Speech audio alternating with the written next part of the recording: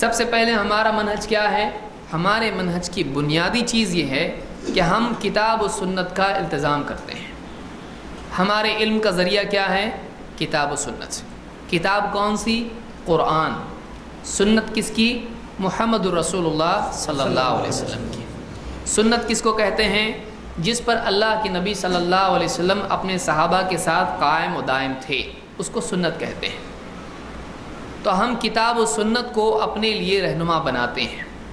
عقیدہ وہ بناتے ہیں جو کتاب و سنت سے ثابت ہے، اعمال میں وہ عمل لیتے ہیں جو کتاب و سنت سے ثابت ہیں۔ اگر کوئی چیز کتاب و سنت میں نہیں ہے، بعد کے دور میں ایجاد کی گئی ہے، اگر اس کی بنیاد کتاب و سنت پر ہے تو ہم قبول کرتے ہیں، اگر نہیں ہے تو قبول نہیں کرتے ہیں۔ اگر کوئی آدمی عبادات میں، دین میں اپنی طرف سے کچھ نکالتا ہے، اس چیز کو ہم قبول نہیں کرتے ہیں۔ لہٰذا ہمارے لیے اگر کوئی اسوہ اور نمونہ ہے تو محمد الرسول اللہ صلی اللہ علیہ وسلم ہے۔ یہ ہمارا پہلا اصول ہے۔ حلال و حرام ہو، عقیدہ ہو، عبادات ہوں، معاشرتی آداب ہوں، ان تمام چیزوں کے سلسلے میں ہم زندگی گزارنے کا اصول اور اسوہ اور نمونہ کے طور پر کتاب و سنت محمد رسول اللہ صلی اللہ علیہ وسلم کی شخصیت کو اختیار کرتے ہیں۔ یہ پہلا اصول ہے۔ دوسرے، اب اس کی تفصیل بھی میں ذکر کر سکتا تھا، لیکن اس کو آپ بس یاد رکھیں، مزید تفصیل آپ اہل علم سے پوچھیں۔ نمبر 2، کتاب و سنت میں ہمارا عقیدہ یہ ہے کہ قرآن میں اور حدیث میں ٹکراؤ نہیں ہے۔ ہمارا یہ عقیدہ ہے، ہمارا یہ منہج ہے کہ کتاب و سنت دونوں ایک دوسرے کی تصدیق اور تائید کرتے ہیں۔ اللہ کے نبی صلی اللہ علیہ وسلم کی سنتیں، آپ کی باتیں، احادیث قرآن کی بات کو مزید واضح کرتی ہیں۔ وہ قرآن سے ٹکراتی نہیں ہیں، وہ قرآن کے خلاف نہیں ہیں۔ لہٰذا ہم یہ نہیں کرتے ہیں کہ قرآن کی بات لے لیں اور کہیں کہ یہ حدیث قرآن کے خلاف ہے اور حدیث کا انکار کر دیں، ہم ایسا نہیں کرتے ہیں۔ پھر قرآن و سنت پر عمل کرنے کے لیے ہم عقل کو نمونہ نہیں بناتے ہیں، عقل کو قاعدہ نہیں بناتے ہیں، بلکہ ہم قرآن و سنت کی عملی تطبیق کے لیے، قرآن و سنت کی باتوں پر عمل کرنے کے لیے ہم دیکھتے ہیں کہ صحابہ نے اس پر کس طرح سے عمل کیا ہے۔ ہم قرآن کی آیت کو کہیں سے بھی لے لیں، کچھ بھی اس کا مطلب لے لیں، حدیث کو کہیں سے بھی اٹھا لیں، اپنے طور پر کچھ بھی عمل کرنے لگیں، ایسا نہیں کرتے ہیں۔ مثال کے طور پر حدیث میں اللہ کے نبی صلی اللہ علیہ وسلم نے فرمایا کہ جب اذان دی جاتی تو شیطان بھاگتا ہے۔ اب کوئی آدمی اس حدیث کی فضیلت کو لے لے اور قبر پر اذان دے اس گمان کے ساتھ میں کہ قبر میں جو میت ہے اس سے سوال پوچھتے وقت میں شیطان اس کو بھڑکائے گا، اس کو گمراہ کرے گا، لہٰذا قبر پر اذان دینا چاہیے۔ تو اب حدیث کی فضیلت کو لے کر وہ اس کو کہیں اور فٹ کر رہا ہے، وہ مسجد کی اذان کی بجائے قبر کی اذان پہ اس کو فٹ کر رہا ہے، وہ زندوں کے لیے اذان کی بجائے مردوں پر اس کو فٹ کر رہا ہے۔ تو ہم یہ کہتے ہیں کہ حدیث اپنی جگہ درست ہے، حدیث غلط نہیں ہے، لیکن اس حدیث میں جو بات آئی ہے اس پر عمل کرنے کے لیے دیکھنا چاہیے کہ صحابہ نے اس پر عمل کیسے کیا۔ کیا صحابہ قبر پر اذان دیتے تھے؟ نہیں۔ تو کتاب و سنت کی عملی تطبیق کے لیے، پریکٹیکل اپلیکیشن کے لیے اس پر کیسے عمل کیا جائے دیکھنے کے لیے ہم کس طرف جاتے ہیں؟ عقل کی طرف، سماج کی طرف نہیں، ہم صحابہ کی طرف جاتے ہیں۔ تو یہ دوسرا اصول ہمارا ہے۔ نمبر 3، ہم علماء کی قدر کرتے ہیں لیکن ہمیشہ اقوال رجال کے مقابلے میں نصوص کو ترجیح دیتے ہیں۔ کبھی کوئی عالم صاحب، کوئی بڑے بزرگ اللہ والے جو بھی ہوں، ان کا احترام اپنی جگہ، وہ اگر کوئی بات ایسی کہتے ہیں جو کتاب و سنت سے ٹکراتی ہے تو ہم ان کی عظمت کے تلے دب کر کتاب و سنت کو چھوڑتے نہیں۔ اتنے بڑے عالم ہیں، غلط کیسے ہو سکتے ہیں؟ لہٰذا کتاب و سنت غلط ہے؟ کتاب و سنت غلط نہیں ہے۔ اب دو میں سے کیا لیں؟ تو گمان کی بنیاد پر بہت سارے لوگ کیا کرتے ہیں، بڑے عالم ہیں تو ان کو زیادہ سمجھتا ہے، انہی کی بات لے لیں گے۔ وہ کتاب و سنت سے ٹکرانے والی بات بھی عالم کی لے لیتے ہیں۔ ہم ایسا نہیں کرتے، ہم ایسا نہیں کرتے۔ ہم کتاب و سنت کی بات کو، نصوص کو، دلائل کو دوسروں کی باتوں پر ترجیح دیتے ہیں۔ عالم ہو، اللہ والے ہوں، جو بھی بڑے ہوں، باپ دادا ہوں، سماج ہو، استاد ہوں، شیخ الحدیث ہوں، مفسر ہوں، اپنی جگہ ہے، لیکن ان کی بات اللہ اور اس کے رسول کے بات کے مقابلے میں نہیں چلے گی۔ ان کا احترام ہم کرتے ہیں، ان کی بات کا احترام کرتے ہیں، لیکن ان کی خطا کو ہم اختیار نہیں کرتے ہیں، اس کے مقابلے میں ہم کتاب و سنت کی بات کو ترجیح دیتے ہیں۔ تو رجال کے مقابلے میں ہم نصوص کو ترجیح دیتے ہیں، لوگوں کے مقابلے میں ہم دلیل کو زیادہ اہمیت دیتے ہیں، یہ ہمارا اصول ہے۔ نمبر 4، اگر قرآن و سنت کی بات ایک طرف ہو اور ہماری اپنی عقل میں ایک بات دوسری آ رہی ہو، تو ہم یہ نہیں کرتے ہیں کہ ہم عقل کی بات کو نمبر 1 پر رکھیں اور اللہ اور اس کے رسول کی بات کو نمبر 2 پر یا چھوڑ دیں۔ ہم ایسا نہیں کرتے ہیں۔ ہم اپنی عقل کو کتاب و سنت کے سمجھنے کا ذریعہ بناتے ہیں۔ ہم اپنی عقل کو کتاب و سنت کے تولنے کے لیے ترازو نہیں بناتے، اس کو یاد رکھیے آپ۔ ہماری جو عقل ہے، آپ کہیں گے بھئی عقل تو اللہ نے دی ہی، پھر کیوں دی اللہ نے؟ عقل دی تو کچھ فائدے کے لیے، کام کے لیے دی ہوگی، لہٰذا عقل اللہ نے قرآن میں بھی کہا افلا تعقلون، تم عقل سے کام کیوں نہیں لیتے؟ لہٰذا ہم عقل سے کام لیتے ہیں، لیکن عقل کو اللہ اور رسول کا مرتبہ نہیں دیتے ہیں۔ عقل کی بنیاد پر اللہ کی بات کو رد نہیں کرتے، عقل کی بنیاد پر اللہ کے رسول صلی اللہ علیہ وسلم کی بات کو رد نہیں کرتے، بلکہ عقل کو کتاب و سنت کے تابع کرتے ہیں، اس کے سمجھنے کا ذریعہ ہم مانتے ہیں۔ تو ہم عقل اور نقل میں جب اختلاف ہو جائے تو ہم نقل کو عقل پر مقدم کرتے ہیں۔ صاف الفاظ میں، آسان الفاظ میں، قرآن اور حدیث کی بات کو ہم عقل سے زیادہ اہمیت دیتے ہیں۔ عقل میں آئے یا نہ آئے، اللہ اور اس کے رسول کی بات کو شرافت سے مان لیتے ہیں، اس میں راستے نہیں نکالتے ہیں اس کو رد کرنے کے۔ تو ہمارے یہاں پر نقل کو عقل پر مقدم رکھا جاتا ہے۔ نمبر 5، ہمارے یہاں خواب شرعی دلیل نہیں ہے۔ کشف و الہام کی بنیاد پر ہم عقیدہ اور عمل نہیں گھڑتے۔ بہت سارے لوگوں کیا ہے، میرے خواب میں آیا کہ یہ بات صحیح ہے تو وہ بات صحیح ہو گئی۔ ہمارے یہاں ایسا نہیں ہے۔ خواب کو قرآن و سنت پر پیش کیا جاتا ہے۔ خواب اچھا بھی ہو سکتا ہے، برا بھی ہو سکتا ہے، اور شیطان کی طرف سے بھی ہو سکتا ہے، اللہ کی طرف سے بھی ہو سکتا ہے۔ تو قرآن و سنت کے مقابلے میں خواب کو دلیل نہیں بناتے ہیں، نہ خود خواب کو ہم قرآن و سنت کی طرح دلیل بناتے ہیں۔ ہم خواب کو شرعی حجت نہیں مانتے ہیں۔ ہاں، خواب دل کے سکون کا ایک ذریعہ ہے، اچھا خواب آئے تو اچھی بات ہے، یہ مومن کے لیے اللہ کی طرف سے خوشخبری ہے، لیکن یہ وحی کا بدل یا وحی کے بالمقابل برابر والی چیز نہیں ہے۔ تو خواب سے ہم دلیل نہیں لیتے۔ اسی طرح سے کشف و الہام ہمارے ہاں پر کوئی دلیل نہیں ہے۔ بعض لوگ کشف کو دلیل بناتے ہیں، ہمارے یہاں تو کشف خود حجت نہیں ہے کہ کوئی آدمی کہے مجھ کو فلاں چیز دکھائی دی، فلاں قبر میں میں نے دیکھا کہ اچھے حال میں ہے، لہٰذا یہ ولی تھا، لہٰذا اس کے قبر پہ درگاہ بناؤ۔ ہمارے یہاں پر کسی کو کچھ دکھائی دیا وہ دلیل نہیں ہے۔ ہو سکتا ہے وہ شیطان نے دکھایا، ہم کو کچھ معلوم نہیں ہے۔ تو کوئی روشنی دیکھ لے اور اس کو روشنی میں سے آواز آئے تجھ کو 5 نمازیں معاف، اب اس طرح وہ مجھ کو کشف ہوا۔ کسی کو کوئی نورانی مخلوق دکھائی دے، کہے کہ میں آپ کا غلام، آپ اللہ کے ولی ہو، تو اس طرح کی خوش فہمی میں کوئی مبتلا ہو جائے، کچھ کسی کو دکھائی دیتا ہے، وہ شیطان کی طرف سے دھوکہ ہوتا ہے، اس کو شرعی حجت بنا سکتے ہیں؟ نہیں، وہ ہمارے ہاں کشف دلیل نہیں ہے۔ اسی طرح سے ہمارے ہاں الہام بھی کوئی دلیل نہیں ہے۔ اب اس میں خود علماء کا اختلاف ہے کہ یہ چیزیں شرعی طور پر یعنی ہوتی ہیں کہ نہیں ہوتی ہیں۔ میں قطع نظر اس سے میں بس اتنا یہ کہہ رہا ہوں کہ اگر کوئی اس کو دلیل بناتا ہے، ہمارے یہاں دلیل نہیں ہے۔ الہام کسی کے دل میں کوئی بات آ جانا، کوئی کہے میرا دل کہتا ہے کہ یہ حدیث صحیح ہے، چاہے ساری دنیا کے محدثین اس کو ضعیف کہیں، میرا دل کہتا ہے میرے رسول نے بات کہی ہے۔ آپ کا دل کہاں سے آیا؟ آپ کا دل دلیل ہے، آپ کا دل قرآن ہے، آپ کا دل حدیث کیا ہے؟ یہ اللہ کی طرف سے یعنی کوئی حجت ہے؟ یہ وہ پیڑ ہے جس میں سے موسیٰ علیہ السلام نے آواز سنی تھی؟ کیا ہے یہ دل آپ کا؟ آپ کا دل کوئی دلیل نہیں ہے۔ تو ہمارے یہاں پر دل میں آنے والے خیالات شرعی حجت نہیں ہوتے ہیں، چاہے وہ کتنے ہی نورانی دکھائی دیں۔ ہمارے نزدیک قرآن و سنت دلیل ہیں، ان کی روشنی میں ہر بات کو جانچا جائے گا۔ تو ہمارے یہاں خواب، کشف اور کرامت بھی دلیل نہیں ہے۔ اس آدمی نے کرامت دکھائی، چلو ولی بناؤ اس کو، نہیں کر سکتے ایسا، وہ شیطان کا ولی بھی ہو سکتا ہے۔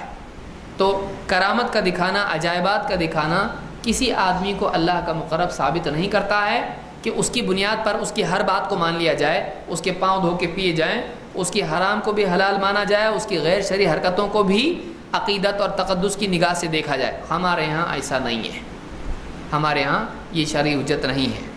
نمبر 6، ہمارے یہاں پر ضعیف حدیثیں دلیل نہیں ہوتی ہیں، قصے کہانیاں دلیل نہیں ہوتے ہیں۔ بہت سارے لوگ فلاں بزرگ کا قصہ ہے لہٰذا اس سے یہ بات معلوم ہوئی کہ ایسا بھی ہوتا ہے، تو کسی بزرگ کا قصہ ہے اس سے عقیدہ نکال لیا جائے، کسی بزرگ کا واقعہ ہے اس سے شرعی کوئی حلال و حرام کا مسئلہ لیا جائے۔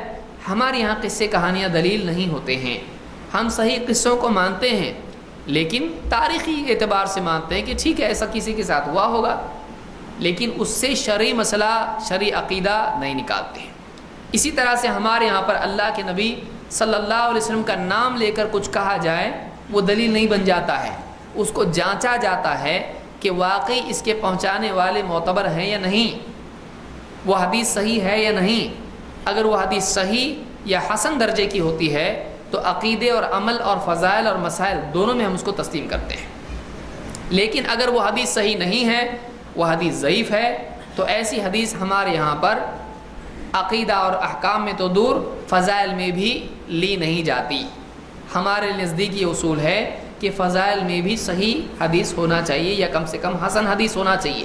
یہی امام مسلم کا بھی منہج ہے جو انہوں نے اپنی صحیح کے مقدمے میں ذکر کیا ہے۔ کیوں؟ اس لیے کہ ہمارے نزدیک اللہ کے رسول صلی اللہ علیہ وسلم کا نام لے کر کوئی بات بولنا صحیح نہیں ہے جب تک کہ واقعی وہ بات نبی صلی اللہ علیہ وسلم کے نام سے بتانے والے لوگ معتبر اس کے بتانے والے نہ ہوں، جب تک کہ وہ معتبر ذریعوں سے نہ ملی ہو تب تک کہ ہم اس پر نہ عمل کرتے ہیں، نہ اس سے عقیدہ لیتے ہیں، نہ اس سے فضائل لیتے ہیں۔ تو ہمارے یہاں پر صحیح احادیث و آثار پر اعتماد ہے۔ صحابہ کے نام کے سلسلے میں بھی یہی اصول ہمارے پاس ہے کہ سلف کے نام سے، صحابہ کے نام سے کوئی آدمی کوئی بات بیان کر رہا ہے وہ بھی صحیح سند کے ساتھ آنا چاہیے، ورنہ ہم اس کو تسلیم نہیں کرتے ہیں۔ نمبر 7، کسی مسئلے میں ہم ایسا نہیں کرتے ہیں کہ ایک حدیث لے لیں یہاں سے اور باقی اس کے طرق کو نظر انداز کر دیں، اپنی مرضی سے کوئی حدیث لے لی باقی دوسری دلیلوں کو نظر انداز کر دیا، ایسا ہم نہیں کرتے ہیں۔ ہم کیا کرتے ہیں؟ قرآن و سنت کے تمام اس مسئلے سے جڑے ہوئے معاملات کو، تمام دلیلوں کو جمع کر کے ان سے جو بات نکلتی ہے وہ بات لیتے ہیں، ان سے جو بات نکلتی ہے اس کو ہم لیتے ہیں۔ تو ایک حدیث کہیں سے بھی اٹھا لی اور اس پر عمل کرنا شروع کر دیا، نہیں، ہم دیکھتے ہیں کہ اس باب میں ہو سکتا ہے وہ حدیث منسوخ ہو سکتا ہے اس حدیث میں کچھ اور زیادتی موجود ہو جس سے مسئلہ اور واضح ہو جائے۔ تو ایسی کئی حدیثیں ہوتی ہیں جو ایک راوی آدھی بیان کرتا ہے اور اس میں اور کچھ بچی ہوئی بات ہوتی ہے، واقعے کا پس منظر ہوتا ہے یا اس سے بڑھ کے کوئی بات ہوتی ہے، یا اس کے بعد آپ صلی اللہ علیہ وسلم نے جو جملہ بیان کیا ہوتا ہے اس سے بات مزید واضح ہوتی ہے۔ تو کسی بھی مسئلے میں ہم تمام دلیلیں جو اس مسئلے سے جڑی ہیں ان کو جمع کر کے پھر مسئلے کا استنباط کر کے اس سے معنی اخذ کرتے ہیں۔ کہیں سے بھی کوئی وہ حدیث اٹھا لی اور اس پر عمل شروع کر دیا، ایسا ہم نہیں کرتے ہیں۔ تو کسی مسئلے میں تمام نصوص کا جمع کر لینا یہ ہمارا اصول ہے۔ ادھورے علم کی بنیاد پر فتویٰ لینا یا دینا ہمارے یہاں اصول نہیں ہے۔ نمبر 8، ہم اجماع کو مانتے ہیں لیکن صرف اجماع کا دعویٰ کر دیا جائے اور ہم مان لیں، ایسا نہیں ہے، بلکہ ہم ثابت شدہ اجماع کو مانتے ہیں۔ کوئی معتبر عالم اگر بتاتا ہے کہ اجماع ہوا ہے اور واقعی مجتہدین میں سے کسی کا اس کے خلاف اجتہاد نہ ہو تو ہم تسلیم کرتے ہیں کہ یہ اجماع ہے۔ اگر مجتہدین میں سے کسی کا اختلاف اس سلسلے میں ہو تو پھر اس اجماع کو مجرد دعوے کی بنیاد پر ہم نہیں مانتے۔ سادہ الفاظ میں اجماع کے نام پہ کچھ بھی بول دے کوئی آدمی، ہم نہیں مانتے ہیں جب تک کہ اس کی دلیل نہ ہو۔ کوئی معتبر آدمی، کوئی معتبر عالم جو پچھلے زمانے کا ہو، بڑا عالم ہو، جو مسلمانوں کے اختلاف اور اجماع کے بارے میں گہری جانکاری رکھتا ہو، جب تک کہ ایسا عالم بیان نہ کرے ہم خالی اجماع کا نام لینے پر اجماع تسلیم نہیں کرتے ہیں۔ ہاں اجماع ہوتا ہے اس کو ہم مانتے ہیں، لیکن وہ اجماع کیسا ہونا چاہیے؟ ثابت شدہ اجماع ہونا چاہیے، صرف دعویٰ نہیں ہونا چاہیے۔ بہت سارے لوگ ایسے دعوے کر دیتے ہیں جن پر اجماع نہیں ہوا ہوتا ہے، جن پر علماء کا اختلاف پہلے سے موجود ہوتا ہے۔ نمبر 9، ہم کتاب و سنت کی روشنی میں کیے ہوئے اجتہاد کو تسلیم کرتے ہیں۔ بہت سارے لوگ یہ کہتے ہیں کہ لوگ قرآن و حدیث کسی کو مانتے نہیں، یہ مجتہد کے اجتہاد کو تسلیم نہیں کرتے ہیں۔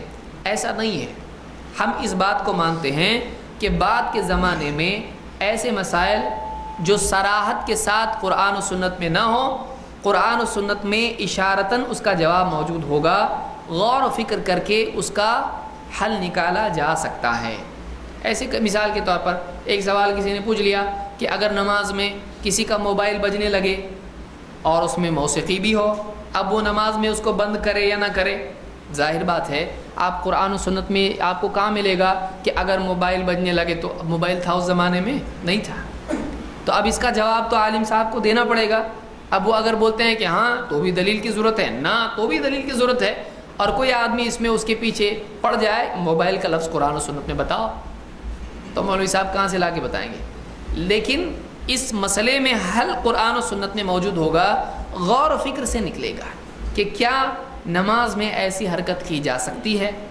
تو ظاہر بات ہے، مثال کے طور پر اللہ کے نبی صلی اللہ علیہ وسلم نماز پڑھ رہے تھے، عبداللہ ابن عباس رضی اللہ تعالیٰ عنہ آ کر آپ کی بائیں جانب لیفٹ میں کھڑے ہو گئے۔ مقتدی کہاں کھڑا ہونا چاہیے؟ اگر دو ہی آدمی ہوں، امام اور مقتدی، تو ایسی صورت میں مقتدی کو امام کے دائیں طرف رائٹ میں کھڑا ہونا چاہیے۔ اب یہ صحابی آ کے کھڑے ہو گئے لیفٹ میں، اللہ کے نبی صلی اللہ علیہ وسلم نے اپنے ہاتھ سے پکڑ کے پیچھے سے ان کو اپنی دائیں طرف لیا۔ اس سے ایک بات یہ معلوم ہوئی کہ نماز میں ہاتھ باندھے ہونا چاہیے، لیکن اگر کوئی ایسی ضرورت پیش آ جائے جو نماز ہی سے متعلق ہو، جس کی نماز میں اصلاح کی ضرورت ہو، تو ایسی صورت میں حرکت ہاتھ کی جا سکتی ہے۔ جب ایک آدمی کو بائیں سے دائیں لے سکتے ہیں تو جیب کے موبائل کو نکال کر اس کو بند کرنا اسی قبیل سے ہے کہ نماز میں ایک منکر یا ایک خطا ہے، اس کی اصلاح نماز میں کی جا سکتی ہے۔ ابھی کہاں سے معلوم پڑا؟ قرآن و سنت میں۔ لیکن موبائل کا لفظ آپ کو ملے گا نہیں، تو یہ اجتہاد کے نتیجے میں جواب ملے گا۔ تو ہم مانتے ہیں کہ ایسے مسائل بعد میں آ سکتے ہیں جن کا صراحتاً لفظ بلفظ جواب کتاب و سنت میں نہیں ہوگا، لیکن اس کا جواب اشارتاً اس کا جواب کتاب و سنت میں ہوگا۔ یہ ہمارا یہ اصول یاد رکھیں۔ ہم یہ کہتے ہیں کہ قرآن و سنت میں سب ہے، لیکن کیسے ہے؟ کچھ صراحتاً ہے، کچھ اشارتاً ہے، کچھ تفصیلاً ہے، کچھ اجمالاً ہے۔ اب اس میں اجتہاد کرنے والا آدمی اس میں سے معنی نکال سکتا ہے۔ جیسے عبداللہ ابن عباس رضی اللہ تعالیٰ کے سلسلے میں اللہ کے نبی صلی اللہ علیہ وسلم نے دعا کی تھی، اللہم فقہہ فی الدین وعلمہ التأویل، اے اللہ اس کو دین کی گہری سمجھ دے اور اس کو تفسیر کا علم دے، تأویل کا علم دے۔ تو دین کی گہری سمجھ ملنا کیا ہے؟ ایک آدمی قرآن و سنت میں غور فکر کر کے اس میں سے مسائل نکال سکے۔ تو ہم اجتہاد کو مانتے ہیں، اجماع کو بھی مانتے ہیں، لیکن وہ اجماع جو ثابت ہو اور وہ اجتہاد جو کتاب و سنت سے ٹکراتا نہ ہو، جو اس کی بنیاد پر ہو، محض عقل کی بنیاد پر نہ ہو۔ نمبر 10، ہم علماء کو مانتے ہیں اور علماء سے بلا تعصب استفادہ کرتے ہیں۔ جیسے عام طور سے امت آج بٹی ہوئی ہے کہ ہم امام ابو حنیفہ کی مانیں گے اور باقی 3 کو مانیں گے، ایک کی مانیں گے۔ یہ جو تفصیل ہے یہ کیوں؟ آپ باقی 3 کی بھی کیوں نہیں مانیں گے؟ امام ابو حنیفہ کو بھی مانیں گے، امام ابو حنیفہ کی بھی مانیں گے، لیکن امام شافعی، امام مالک، امام احمد کو مانیں گے، ان کی نہیں مانیں گے۔ تو یہ تفصیل کیوں؟ یہ تفریق کیوں؟ اگر وہ بھی حق پر تھے تو ان کی بھی ماننا چاہیے۔ یہ ہمارے اور وہ نہیں کیوں؟ کس نے بنایا ایسا؟ کس نے اصول دیا کہ ایک عالم کو ہم اپنائیں باقی کو چھوڑ دیں؟ تو اہل حدیث کا یہ اصول ہے کہ تمام اہل علم سے، تمام اہل حق سے بلا تعصب استفادہ کیا جائے۔ کوئی تعصب نہیں، یہ ہمارے وہ تمہارے۔ علماء کو بانٹ رہے ہم، کیسا بانٹ رہے ہم؟ اہل حق سب ہمارے، چاروں امام ہمارے، سارے محدثین ہمارے، سارے اللہ والے ہمارے، ہم سب سے فائدہ اٹھائیں گے، ہم سب کی تحقیق سے فائدہ اٹھائیں گے۔ پھر کسی کی تحقیق اگر کتاب و سنت سے ٹکراتی ہے اس کو ہم نہیں مانیں گے، لیکن ان کی مانیں گے۔ وہ بات نہیں مانیں گے، ان کو چھوڑ نہیں دیں گے، وہ بات چھوڑ دیں گے، اس عالم کو نہیں چھوڑیں گے۔ یہ ہمارا اصول ہے، سب سے پیارا اصول یہ ہے، سب سے انصاف اور عدل والا اصول یہ ہے، سب سے عقل مند اصول یہ ہے۔ اب بتائیے ایک آدمی کو کہے کہ دیکھیے جب بھی خاندانی جھگڑے ہوں میں ابو کی مانوں گا، کیوں؟ یہ میرے ابو ہیں، میں چچا کی بات کتنی بھی صحیح ہو نہیں مانوں گا، دادا جان اگرچہ بڑے ہیں لیکن ابو تو یہ ہیں، میں ان کی مانوں گا، دادا جان کی نہیں مانوں گا، اور اگر گھر کے باہر والا تو اس کی تو بالکل ہی نہیں مانوں گا۔ تو یہ اصول صحیح ہے؟ بلکہ ہم کو اصول یہ بنانا چاہیے حق بات کوئی بھی کہے ہم مانیں گے، چاہے چھوٹا ہو یا بڑا ہو، چاہے اپنا ہو یا پرایا ہو۔ اہل حدیث کا یہ اصول ہے کہ حق بات بلا تعصب تسلیم کی جائے، یہ نہیں کہ ہم اپنے عالم کا فلٹر بنا کے باتیں تسلیم کریں کہ ہمارے چینل سے آئے گا تو ہم مانیں گے، ہمارا اپنا عالم بولے گا تو ہم مانیں گے، نہیں، حق بات جب ہوگی تو اس کو ہم تسلیم کریں گے۔ لیکن اس میں ایک اصول اچھی طرح سے یاد رکھیں اس ضمن میں، ایک ہے کہ حق بات کہیں سے بھی آئے ہم اس کو مان لیں گے جب ثابت ہو جائے وہ حق ہے، لیکن حق معلوم کرنے کے لیے، علم حاصل کرنے کے لیے ہم اہل بدعت کے پاس نہیں جائیں گے، دونوں میں فرق ہے۔ کوئی آدمی کہے بھائی حق بات جہاں سے بھی ہو قبول کرنا چاہیے، لہٰذا ہم سارے بدعتیوں کی مجلسوں میں جا کے لیں گے، وہاں سے بھی تو کچھ حق مل سکتا ہے، نہیں۔ اہل باطل کی کتاب پڑھیں گے، وہاں سے بھی حق مل سکتا ہے، نہیں۔ علم حاصل کرنا اہل حق سے ہونا چاہیے، لیکن اہل باطل اگر آپ کے پاس آ کر کوئی حق بات بیان کرتے مانیں گے ہم اس کو، لیکن جائیں گے نہیں ان کے پاس علم حاصل کرنے کے لیے۔ کیوں؟ اس لیے کہ اہل باطل سے علم حاصل کرنا سلف کا طریقہ نہیں ہے، علم اہل حق سے ہی حاصل کیا جاتا ہے۔ ابن سیرین رحمۃ اللہ علیہ فرماتے ہیں ان ھذا العلم دین، یہ علم دین ہے، سارا علم کیا ہے؟ یہ تو دین ہے۔ ان ھذا العلم دین فانظروا عمن تأخذون دینکم، تم دیکھو تم دین کو کس سے حاصل کر رہے ہو، تو دین کس سے حاصل کر رہے ہو؟ اہل حق سے یا اہل باطل سے؟ دین کو اہل باطل سے حاصل نہیں کیا جاتا ہے، اہل حق سے حاصل کیا جاتا ہے۔ اللہ کے نبی صلی اللہ علیہ وسلم کیا فرماتے ہیں؟ اس سے پہلی مجلس میں میں نے بیان کیا، آپ نے فرمایا کہ الرجل علی دین خلیلہ فلینظر احدکم من یخالل، آدمی اپنے دوست کے دین پر ہوتا ہے تو دیکھیے وہ کس سے دوستی کر رہا ہے۔ تو دوستی سے آدمی کے دین پر اثر پڑتا ہے، استاد کا کتنا بڑا اثر پڑے گا۔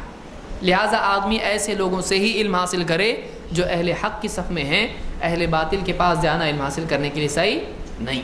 تو یہ ہمارا اصول ہے، یہ 10 اصول میں نے بیان کیے ہیں، صرف یہ 10 اصول نہیں ہیں، ان کے علاوہ بھی ہمارے منہج میں اور کئی چیزیں ہیں جن کو تفصیل سے اہل علم سے آپ معلوم کر سکتے ہو۔